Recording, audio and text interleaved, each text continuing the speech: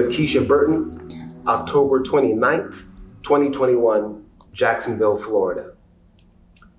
Could you say your name, please? Lakesha Burton. When and where were you born? I was born in Miami, Florida, but I was raised here in Jacksonville. And when were you born? 1975, January 7th, 1975. Could you discuss your first memories of wanting to be a police officer? My first memories was when I was very young, probably about 5 or 6.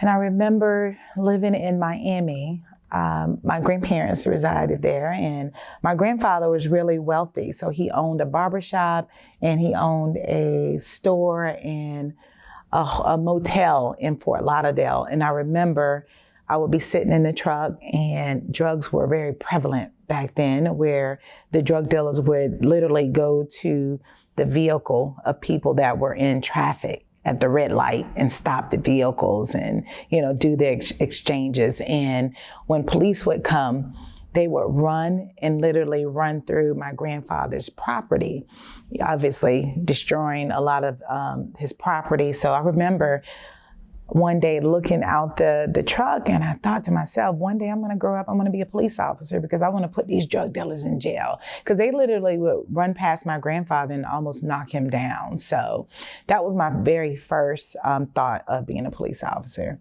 And then later on, I thought more about it. Were there any incidents with actual officers at that time that had a positive or negative experience that you recall? Well, my very next interaction with a police officer directly would be when I was 11 years old. So I often tell my story and my journey, of my childhood journey. And obviously, for years and years, I always wanted to either be a police officer or I wanted to run track in the United States Olympics because I love Jesse Owens. So you're a history buff. So I was fascinated with the whole story around him. And matter of fact, when I was able to beat all the boys running in elementary school, I knew I was destined for the Olympics. I literally would read his books, study the documentaries, and study his running technique.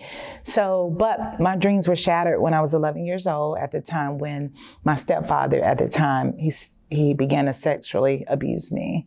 So from the age of 11 to 14, I was molested. And when I finally got up enough courage to tell, a friend of mine, mother, called the police. And my first encounter directly with a police officer was with a Black female. And her first words to me were, "You're lying."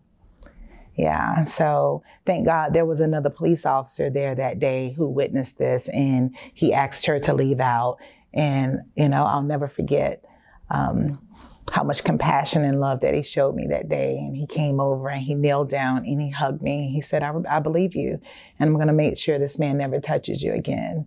So really that was, that feeling that he left me with it really resonated. And I thought, when I go older, I want to be this officer to people in my community. So that's where it really started. Could you talk about the steps or the paths that led you to the training of being an officer? Did you go to the academy or the service? What was what led you to become an officer? Yeah, so I ended up graduating from high school in 1993, and I was able to get several basketball scholarship offers. So I ended up I went to Lake City Community College for 2 years, but then I went to the University of Central Florida in Orlando, UCF. I'm a Golden Knight. And so when I got there, and at that point, when I got to college, they asked me what I wanted to major in. And I said, I don't know, because I had really beaten the odds. I had, like I shared with you, I had been sexually abused. I got pregnant at 14, had a baby at 15 years old. So I was a single mother. So it was tough. And I was just trying to graduate from high school, So receiving this basketball scholarship to UCF was life-changing for me and my son. So when I got there, I knew nothing about college, and I asked them, I said, what is the easiest thing to do in college? They said, criminal justice. I said, sign me up, you know? But that really aligned with my heart's desire, my childhood dream of being a police officer. So I understood that was the pathway for me to become a police officer. So I got my bachelor's degree in criminal justice. And right after that, I went to apply with the Orlando Police Department. And believe it or not, they would not hire me because I had an arrest on my record. So, but I was convinced that that was a pathway that God had for me. And I remember telling the police chief that, you know, I'm going to be a police officer. Maybe it's not for me to be here.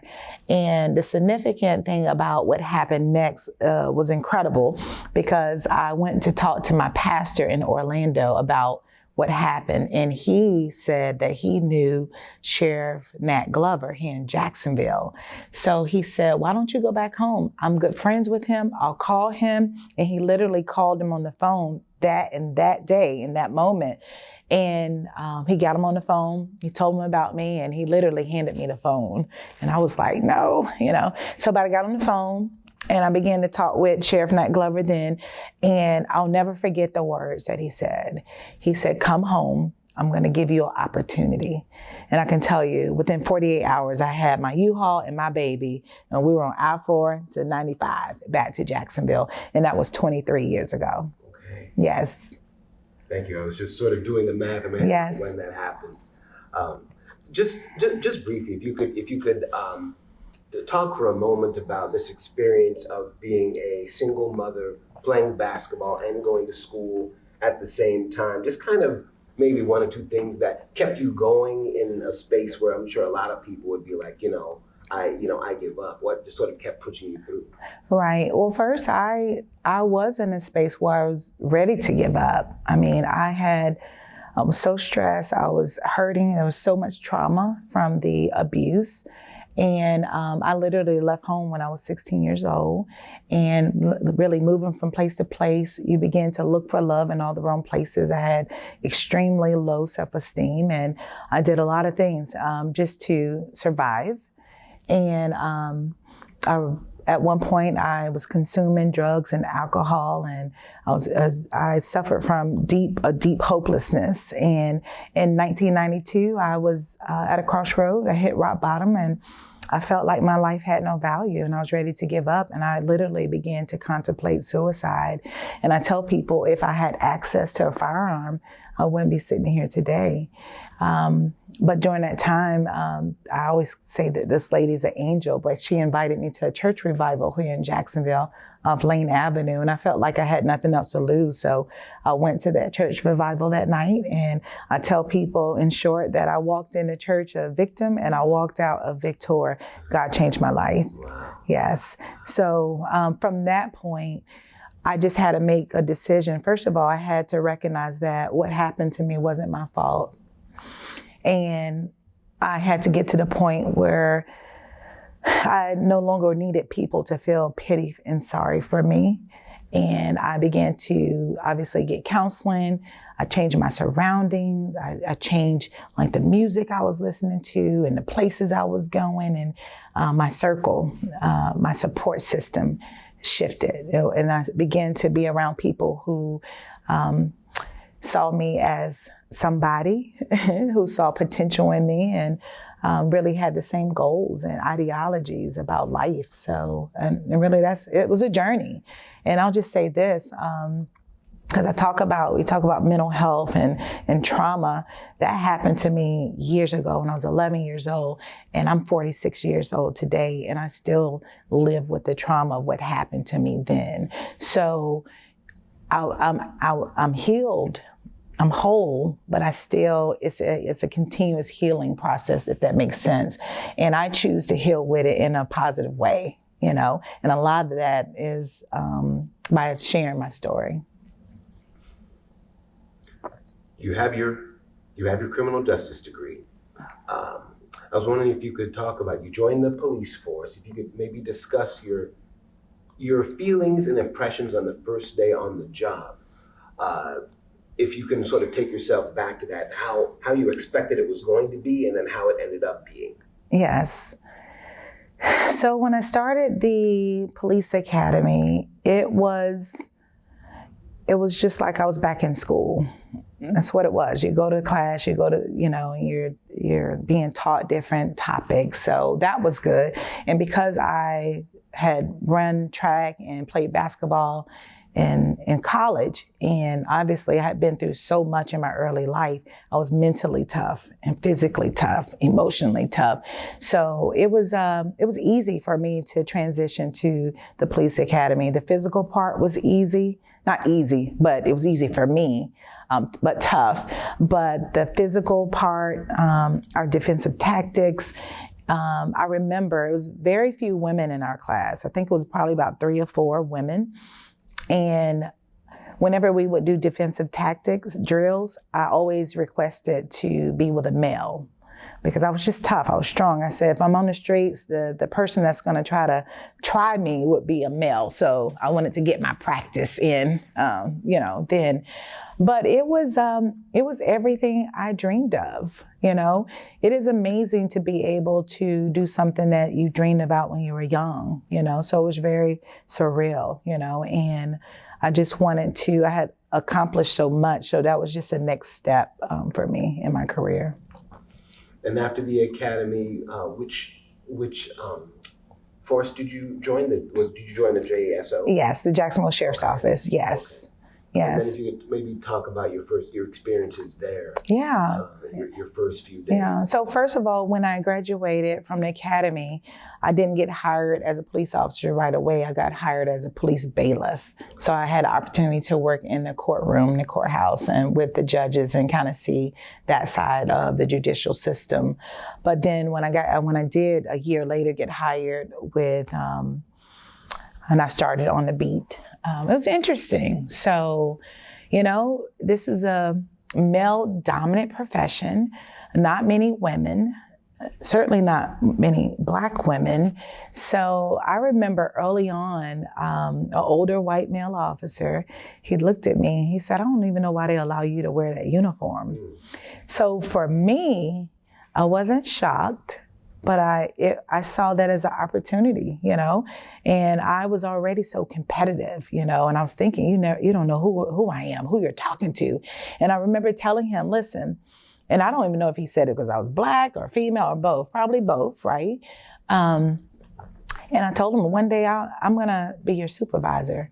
And literally that was that one thing was my motivation for studying for the sergeant's exam and getting promoted early on in my career. I think I was 6 years on the department when I got promoted. And as fate would have it, his last 6 months of his career, I ended up being his supervisor. So it was awesome to be at his retirement party and telling that story. And he said I was the best supervisor he ever had. So and then early on, there were a lot of different things that happened. I was, a young officer. I was a sponge. I'm competitive. And, working around other men, you really have to prove yourself to get the respect of the men. So, and I was able to accomplish that early on. They knew I was strong. They knew I had a pass, so they knew I didn't play. They knew I was fast. So anytime we needed to go and get warrants for people and issue warrants and execute warrants, if somebody ran, they knew Anderson would chase them down. So that was early on in my career. But I do share the story about when I was in field training. I was on a call. We were on a call where we arrested a young Black man for robbery. And I remember it was dark outside, and the officers put him in the backseat of the car. He was handcuffed and he was complying. And I just remember one of the officers kicking this individual, and I was standing back and I was alarmed. And I remember the suspect looking at me and he said, "Sister, you gonna let them do this to me?" And I was just in a state of shock. So I didn't say anything. So I went home that night and it was heavy on my heart. And I ended up calling some of my colleagues that were recruits as well, because we had been through 6 months together with the academy. And I remember we got on a 3-way call and I told them what had happened. And they said, Keisha, don't say anything because you may not pass through the field training program. But I immediately said, if I fail out the program, I fail because I'm going to report this the next day. And that's certainly what I did. The next day I went to internal affairs and reported, that incident. So, but, from day one, I was always focused on doing the right thing. I was always that person that was not afraid to speak up and hold my ground. Did you ever get the sense that you being a person of color or a female affected the behavior of other officers around you? Did you ever get that sense, or was it more just sort of taken that you are who you are and that's how they saw you? Well, I think that for me, because of my personality, and I've always been an extrovert, and I've always called myself and considered myself a leader. When people get to know you, they know what you stand for. So I just think that people were on their best behavior, around me. But I get this a lot too. I've been doing this for 22 years, almost 23 years. And honestly, I cannot say that I've encountered a police officer on this agency that I felt was racist. I just, honestly, I couldn't say that. But, I would have to say, though, I tell people a lot of times that the playing field hasn't been leveled. I haven't had, in Blacks and females, you don't have the same opportunities and pathways, So certainly there have been barriers, but because of the type of person I am, I don't let barriers stop me. If that makes sense. Yeah, absolutely. Could you discuss the positions that you've held in the force? If you could maybe sort of give a review of your career trajectory up to this point? Yes. So I started off as a patrol officer, beat officer, and then I took the test. So when you take a test, you take a written test and then you do an assessment center test. And then they combine the scores and make one list. And however you fall on the list is where you get promoted based upon how many promotions for that year. So I got promoted to sergeant, and then I was blessed to be the only 4th Black female sergeant in the history of this agency. And then I got promoted to lieutenant. I was the 2nd Black female lieutenant, police lieutenant. And then in 2015, I was blessed to be appointed to run the Police Athletic League, which is our signature nonprofit, youth serving nonprofit. So I did that. And then 2017, 2018, I got appointed by the sheriff. So anything above lieutenant, the sheriff appoints you to his staff. So I got appointed to assistant chief over community engagement unit. I did that for 2 years. So I'm currently an assistant chief over in patrol, which I'm a zone commander. So our city is broken up into 6 zones, 1 through 6. I'm the zone commander over zone 2, which is all of the Arlington area. So if you could, again, just for the record, the years that you began your service, and then the years you were promoted to sergeant, and then you mentioned yes. head of PAL. So I started in 1999. I got promoted to sergeant in 2006 or 2007. And then 2009, maybe, I got promoted to lieutenant. And then in 2015, I was appointed the first female CEO of the nonprofit. And then 2017, I was appointed to assistant chief. Okay, thank you. Yes. And if you could, just now in your most recent position as head of the nonprofit, if maybe you could reflect on an experience from your past, from your history that has benefited you? You think some aspect that you think has really kind of helped inform how you do what you do and why you do what you do? Yeah, so that's a great question. So I am a child advocate to my core. So it was really the encounter that I'd had when I was 16 with a police officer that really changed the trajectory of my life. I encountered a JSO officer. His name was Dexter Green, and he caught me stealing out of a store, and I was with my baby. And I remember him, again, using so much compassion and wisdom and discretion. And he listened to my story, and he saw more in me than I saw in myself. And he literally could have arrested me and taken me to the juvenile detention facility. But instead, he took me to the police athletic league. And really, that really changed the course of my life, because I was there in a safe place with young people just like me. The difference was I was around adult police officers who really invested in us. And that's really where I began to really embrace basketball. And I developed a love and skill set for basketball, which later afforded me, a couple of years later after that, to receive a scholarship, basketball scholarship to college. So in 2015, when I got appointed to PAL, it was like my life came full circle. Who would have thought at 16 years old that when I stood in that gym, that I would one day run the entity, right? I never imagined that. So I was so honored. And obviously I'm a product of PAL and the nonprofit. So I believe in early intervention and prevention. I think it's key. So PAL was probably one of the most rewarding areas that I've worked in during my career. Thank you. The summer before last, the entire nation, really the world, was in a discussion about law enforcement after the murder of George Floyd.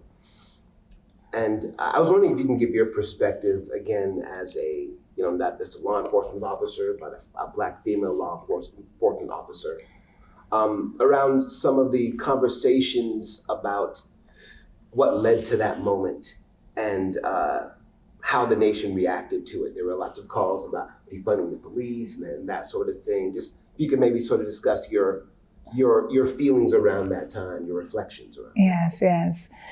So I have been very open about, that time last year, from the moment that it started.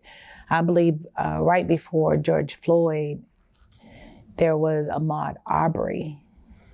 So I was already emotionally tied to that as a Black woman who has raised and raising 3 Black sons. So that alone, I was just terrified. I was in this space where I was, angry, a lot of different emotions. And then the George Floyd happened. That was a very emotional time. And what I would say is that it shook our world, and it shook law enforcement. But I think that Black officers were impacted the most, After years of being a police officer, I had never been in that space where I felt like the Black community was like saying, you're a part of us. And the blue community was like, you're part of us. And I was on the front lines on the day that we had our riots here. I was down there with the troops. And it was very emotional. It was very intense, because here I am, a police officer, responsible for protecting the rights, the constitutional rights for people to peacefully protest, and exercise their rights, but also my job is to keep the peace, to make sure, people are safe.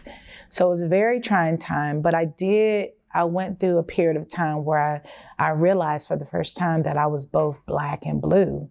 And I realized a lot of people that looked like me we were having these conversations with each other, but not openly, you know. So, and I just got to the point, and I remember I took to my social media because I was so angry. I said, I don't have to choose. I am proud to be Black. I've been Black all my life, but I'm proud to be blue. As a childhood dream when I was 5 years old. And so I just decided I don't have to choose. And I realized how very divisive and we were in that moment. And for me, I began to think about what can I do as an individual to help bridge this gap. So, and it really, it was about the conversations that were taking place. And honestly, I was happy about the different conversations that were beginning to take place because I was initiating a lot of those conversations at work, at home, at church, particularly at church, at work, I'm sorry, because majority of the officers that I work with are mostly Caucasians. So I just saw it as an opportunity and an obligation as their zone commander. So what I began to do is really create safe spaces, no judgment. I said, let's talk about this. And we started having conversations that we have historically never had. We just don't talk about it for many reasons. People are uncomfortable, people don't know, but we had those conversations. So, and I can tell you, something magical happened, the hearts and minds, I even grew, and that's where healing took place. And I just thought that, those conversations were good.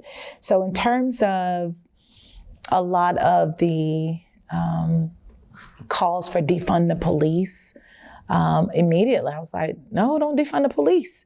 But I've been really in the trenches of the communities for a very long time. So I understood what people were saying. Obviously you have people that are extreme, but I understood what people were saying. People were wanting more transparency. They want, many people didn't trust the police, and people were asking, how can, we reallocate funds in other areas so we can be more efficient in terms of dealing with mentally ill people and perhaps investing more in juveniles. So what I'll tell you is that from my perspective,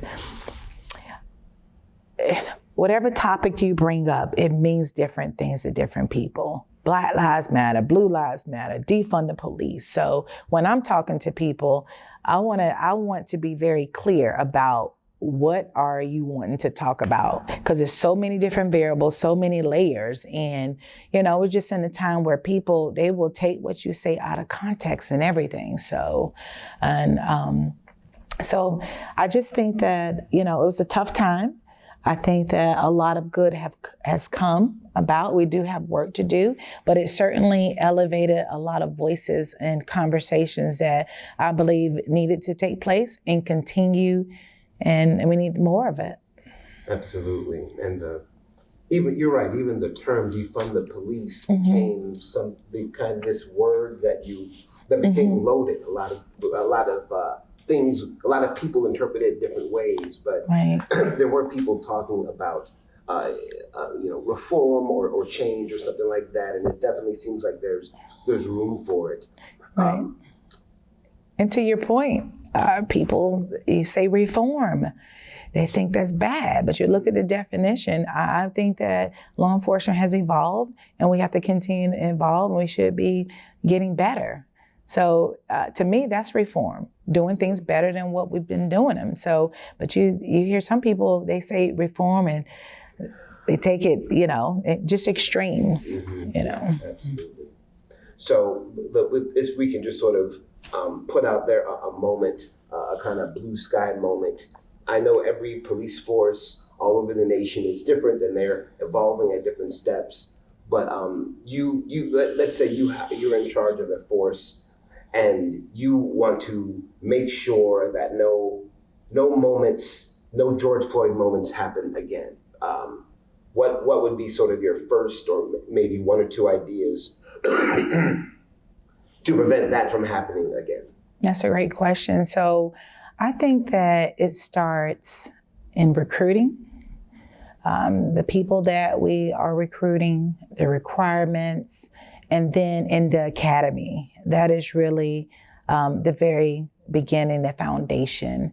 I think that in the academy, really touching on topics that historically we've never talked about, or talked more about. So definitely in recruiting and in the academy is really the foundation. But also after training, having good, solid supervisors who are going to mentor and coach and hold officers accountable, but also have supervisors that are going to invest in these officers. We have a lot of, policing has changed. I tell you, I do ride-alongs with my officers, and sometimes I'm just like, oh my goodness, the stress level is so high. We have the body cams now, you have people videotaping you, and if you ride in particular areas, it's very intense. People that don't trust you, everything that you do, it's an argument. So I think that strong supervisors is very important, and a leader that's going to lead from the front and model what that looks like, and, be readily available to address the good, the bad, the indifferent from the front, So I think all of those collectively is important. The idea you were speaking earlier about creating safe spaces when you're a zone commander, if you could talk about when that was and whether that was a formal program or something that just sort of evolved organically, but I'm sure you know as well as I do that the public believes that the police officers don't speak very much, and they're sort of tight-lipped, and this idea of you kind of being between those worlds, the black and the blue worlds, and maybe being a sort of a bridge is very interesting. So maybe you could just maybe discuss more about that idea and maybe ways that it could be expanded, ways that other people could bring just to break down those walls of communication. Right.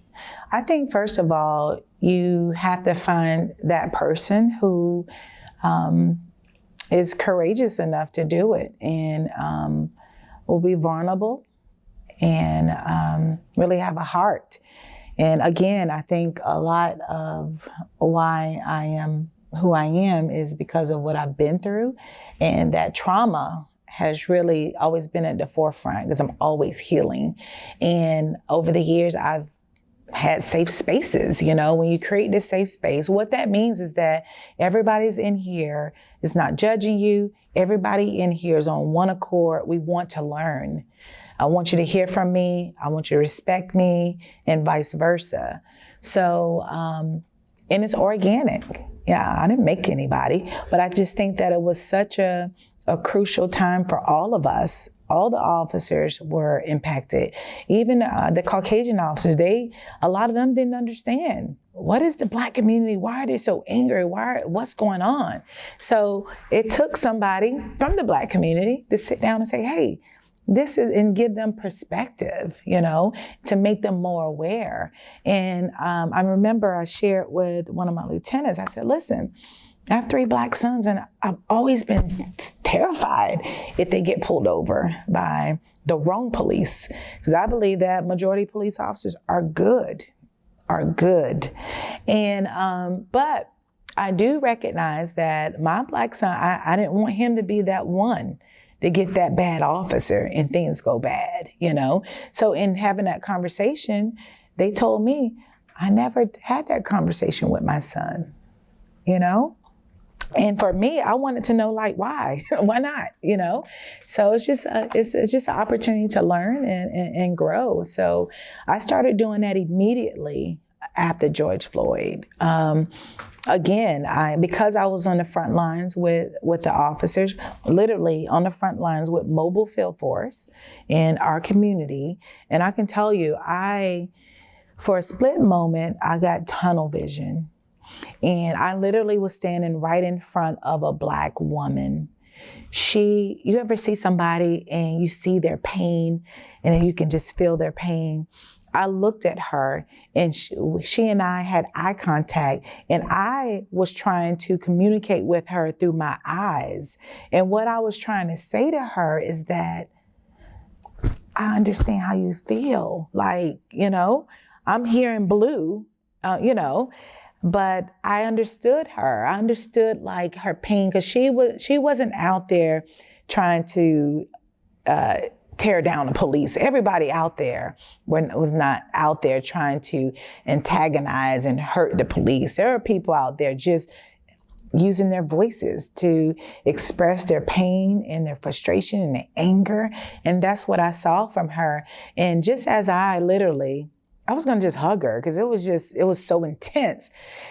I just got to tell you, this Black guy came out the crowd with a log, and he threw it and tried to hit me in my face and ended up hitting me in my shoulder. And then things got crazy. But I can tell you, my first thought for the Black gentleman that tried to hurt me personally, I was so hurt because I thought he has no idea what I have personally done in my community for years, and for him to try to physically hurt me. I tell you, I was messed up, I don't know what better words to say. I was messed up. I was just really, I went home that night and I was like in a zone, really thinking about this. And then obviously from that point I began to think about, me feeling like I have to choose. And I thought, why do I have to choose, right? And then I said, no, I'm not. So when you take a stand that you're not going to choose this or that, you have to articulate what you stand for. So, and that's what I've been doing. I stand for unity. I understand both sides, all sides. And I just thought that I would use that for good. And that's what I started doing. And I do that. And obviously, when you're talking with people, some people, they don't agree, they do agree, but it doesn't matter, right? It's my truth. It's my experiences. And I just believe that from that, we really saw how very divided we are. So the question is, what are we going to do? And it takes both sides coming together to begin to heal. And part of that is acknowledging and listening and respecting people's perceptions of how they feel that they've been treated, how they feel like they're being policed in their community. And for us as law enforcement to look at how we can better serve and bridge that gap. When this man assaulted you, I'm wondering what do you wish you could have been able to say to him at that moment to kind of clear up his perception of who you were versus how he was seeing you? Yeah, well, my first thought, to be honest, was to chase him down. Yeah, and put him in jail. But that's my first thought. But then my second thought was for him to hear my heart, how he hurt me, I just, as a person, a human, this right here is not who I am. This is what I do. It's what I represent. But I am, and if you are upset because of how you feel police are treating you or have treated the Black community, you should not become the very thing that you're saying that you don't like. And violence is never the key. So yeah, but I would have told him that, all that I've done, all I've sacrificed in the community that he is out there walking for, and not only that, what I've been able to do within a culture of policing, and over the years, what I've brought to the table, and others that look like me within our agency, how we've been able to move the needle, and bring more awareness and do training. Just the mere fact that I'm a supervisor, right? When you're a supervisor, you have the ability to impact and change a culture, you know? And I can tell you, our agency, we have one of the best agencies in the country. So I'm proud of that as far as technology, training, and just people. I work with a lot of people, and they just really have a heart to serve. Does that mean that you know everything about different cultures? No. I think we got to do better. But I think that is the value of having diversity, but not only diversity, but inclusion, right? So you have these different perspectives at the table, and to help influence and change a culture, you know? So I can tell you, when I started having those conversations with the officers in my zone, it was, I saw a paradigm shift over the last year. And it was one to where we all came closer, right? And we all began to value and respect the different experiences and perceptions that we brought to the table, you know. And it was just phenomenal. We just need more of that. Thank you. As we conclude, I was wondering if you could imagine a young a student who might be watching this, maybe a Black female watching this, considering a career in law enforcement. You go ahead and maybe just address her and tell her what you think, what you think about her dreams or aspirations. Yes. Well, first of all, I would tell her that whatever she can dream, that she can become. I think that law enforcement need more of us, you know. It is a great career. It's so rewarding, you know, despite what a lot that is portrayed in social media and the media and stuff. There's so much more good than bad. So I think it's a great career. I wouldn't change it for anything. And it is always good to get in a profession and do a job that you love. So, you know, I don't feel like it's a job. It is definitely a calling. So I would encourage anybody who has an inkling of anything that they want to be in law enforcement. I say yes, you know. We need more diversity. We need our younger generation to step up. Obviously, it is a very dangerous job, but you know, if this is something that you want to do, you can do it. And obviously, they should come and join GSO, and I'll help them walk through this process. So I'm always recruiting. Absolutely. Yes. Do you have any final words for the city of Jacksonville? Yeah. So my final words would be that it is time to unify. Law enforcement is one of the most noble professions there is. And in Jacksonville, we have a very, very young workforce. We'll be young. In 2023, we'll have the youngest workforce. Roughly 70% of our officers will have, you know, less than 10 years on this department. So when I tell people that, they're shaking their boots because this generation is different, you know, the millennials and stuff, but I certainly see it as an opportunity to really groom a more well-rounded officer. And I just think that in law enforcement, we need to begin to look at how we can address our city's issues, whether it's crime or relationships. We have to begin to look at it from a more holistic approach. And this whole idea that it's us against them, that no longer will work. We have to work together. And obviously, police officers, for years and years, we have been required to handle every type of call. Any call that comes into the dispatcher, we're going. And I can tell you, we've tried to do the best that we can. So now we're getting smarter, you know, really depending on our community stakeholders, you know, the business community, the faith-based community. We have to do more of that, you know. And I'll just tell you this, I know that one of the big things when people were talking about defunding the police, there was a lot of conversation about mental health, how we respond to mental health. And I couldn't agree with people more. Like, we get the training in mental health training, but that don't make us the experts, the professionals.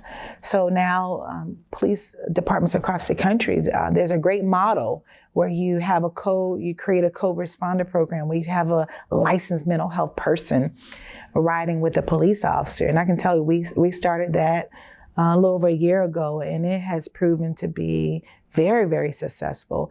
It's welcomed by the police officers, but also the mental health. And I can tell you, so I just had a call last week, and we had an adult male in the bathroom threatening to kill himself by stabbing himself. And we kind of, was able to de-escalate a little bit and back out and allow the mental health counselor to come in. And within 5 minutes, he came out. Because they have the skill set, So we've done the best we can do in law enforcement, but there's a better way to do it. And that's with, really having these partnerships. And so I think that's one of the pros. So when you think about all that happened last year, there's a lot of things happened, a lot of hurt, pain, division, but I certainly think that a lot of good conversations and new policies and practices, and police departments have adopted different models that have been successful across the country. And I think that's what's key, and we have to continue to do that. Absolutely. Mm-hmm. Okay. Yes. Officer Burton, thank you very much. Thank you. I appreciate it. Thank you so much. Yay, thank you.